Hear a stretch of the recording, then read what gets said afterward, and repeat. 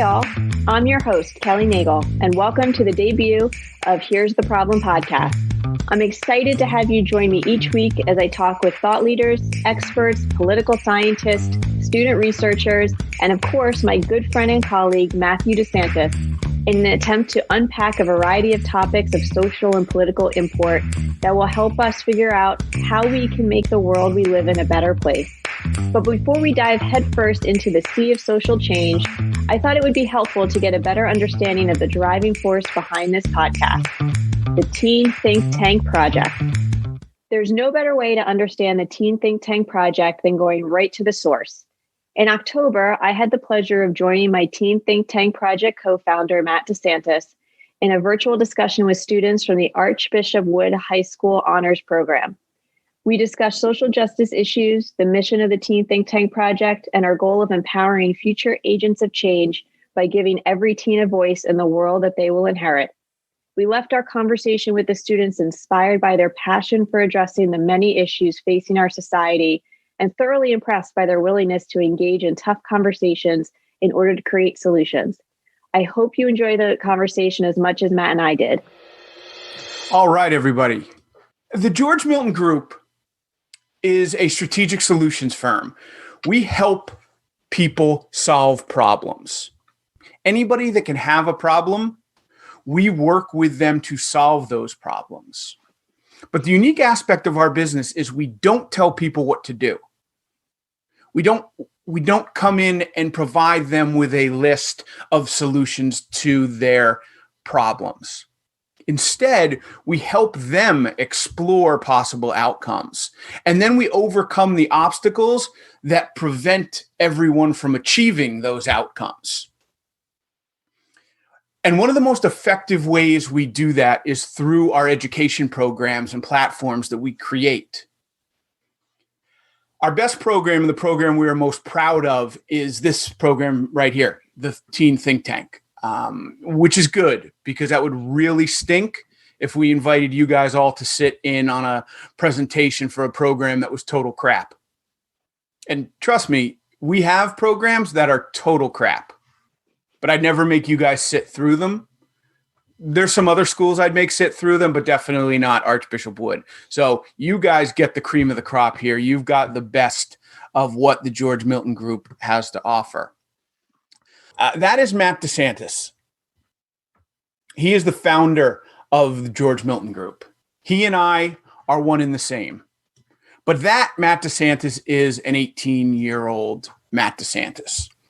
That was taken in 1992. You can tell it's 1992 because of the double-breasted olive suit and the pompadour haircut. Those are very popular in the 80s and 90s. You can ask your parents. I guarantee that they have a picture that looks very similar to that in a drawer somewhere in the house that they don't want anybody to see.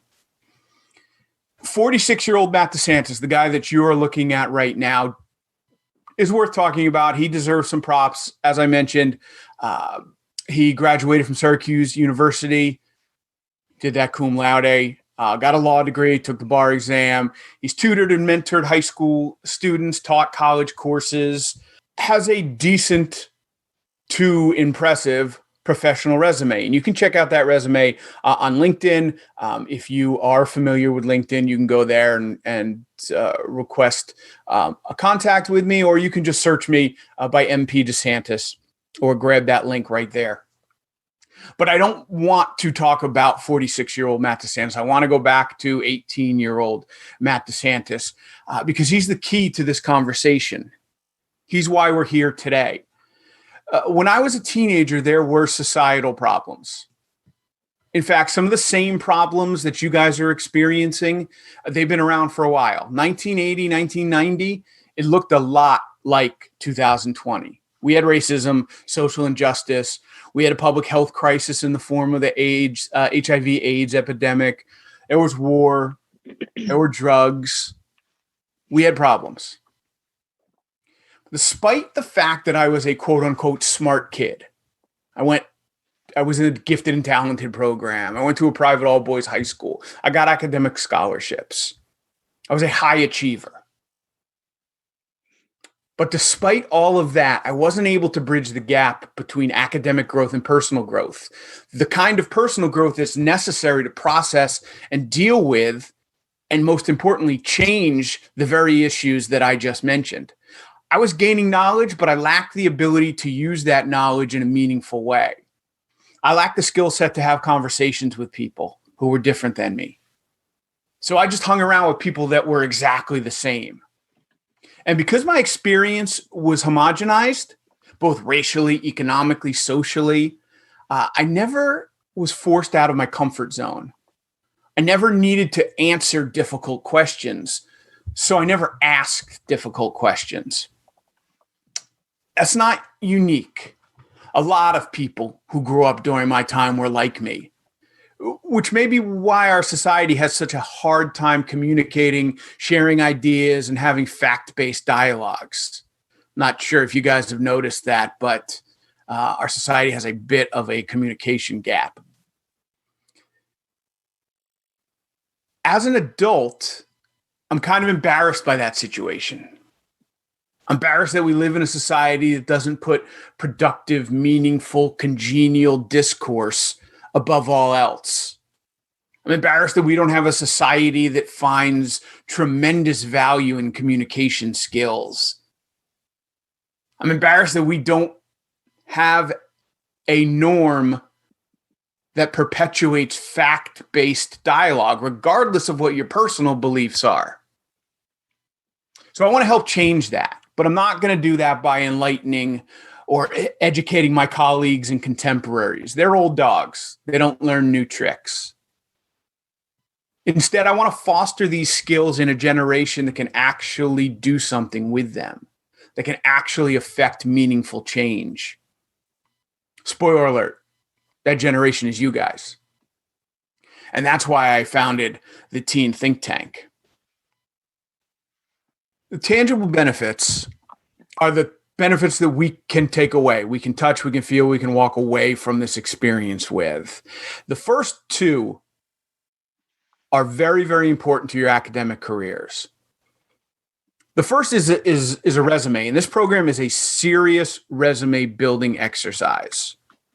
Listen, be a lifeguard, wait tables, work at Six Flags. Those are great character building jobs. I did them all. But do yourself a favor and do a little research on the value of internships or mentoring programs. Get as much experience to as many different careers and career paths and individuals in those career paths as possible. How do you do that? Well, you get a professional and academic resume together. And something like Think Tank Research Associate sounds pretty good on a resume, and it will tend to catch people's attention because it will tell them that you are serious about whatever question you are asking them. Then you take that resume and you present that resume and you network. That's it. You go out there and you meet people. Being a high achiever, it will allow you to walk through many doors. But it's your academic and your professional network that's going to open those doors for you. And this program will help you do that. Let me say that again. You guys are bright. That has gotten you to this point. And you will be able to walk through any door presented.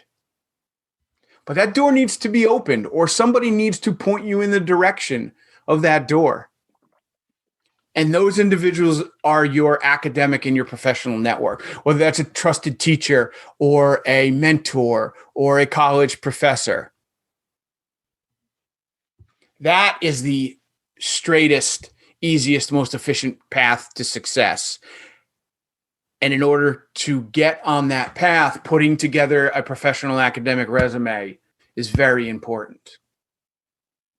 Next thing this program gets you, letter of recommendation. Raise your hand if you love a good letter of recommendation. I do. I ask people to write me letters of recommendation all the time. And I haven't looked for a job in like 12 years, but I'll still call up a friend or a colleague and I'll say, hey, dude, do me a favor. Can you write me a letter of recommendation? And they say, well, yeah, cool. What are you applying for? No, I said nothing. I just really want somebody to say nice things about me. So I'd appreciate it if you write a letter of recommendation. In addition to that letter of recommendation, we are hosting a $500 scholarship for our inaugural class, our inaugural research group. That means that for the 8 to 12 students who will be accepted into this class, you will be the exclusive applicants for that scholarship upon successful graduation of high school. Speaking of money, you guys are going to produce content. You should get paid for that content. It's no different than putting a video on YouTube, no different than putting a skit on TikTok. If you're a content producer, you should get paid for your content. It doesn't matter if you're 14, 15, or 81. As part of a research group, you will hopefully publish research. If that research is monetized, you will share in a portion of that monetization. Now, listen, I don't know what the value of that is. Could be 0. Could be 1,000.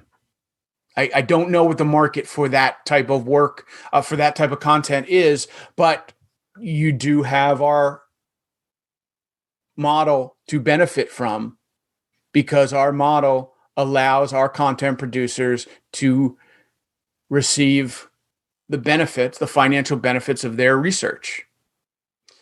But just as importantly, as an alumni of the program, you will become eligible to become a fellow of our advisory board. I don't know how many of you are familiar with corporate structure, but most businesses have a board of directors or an advisory board. Our board of directors, we call them advisory board members, are experts in areas. Okay, political scientists like Kelly, climate change scientists, teachers, professors, all form this advisory board. But we've kept 2 seats open on that board for high school and college students who are alumni of our program. Why? Because this program is built for high school and college students. We want the voice of those individuals to tell us where the program should be headed in the future. Now, some of the perks of being an advisory board member: you get paid. It's a paid position. Okay. It's not a ton of money. It's a couple $100 per meeting. Maybe there's 4, maybe there's 8, maybe there's 12 meetings per year. It's all done virtually. But you get paid. You get compensated for your time. But just as importantly, or more importantly, you are sitting next to experts in the fields that you want to pursue.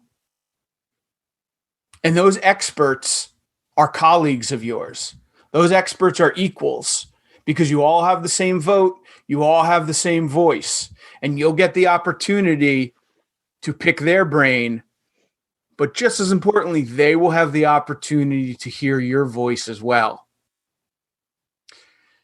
It empowers you to be part of an infrastructure that is meant to elicit change. And that's what the Teen Think Tank is all about. It's all about empowerment. It's all about providing you with a voice in the future that you will have to inherit. There you have it. Teen Think Tank Project in a 60-minute nutshell. I'd like to thank Matt and the students from Archbishop Wood High School Honors Program for joining me today.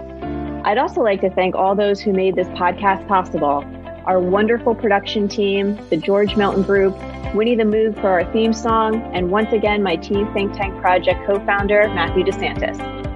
Most importantly, I'd like to thank you, the listener. Let us know you're listening. Subscribe, rate, and review this podcast. Follow the podcast at problem_pod.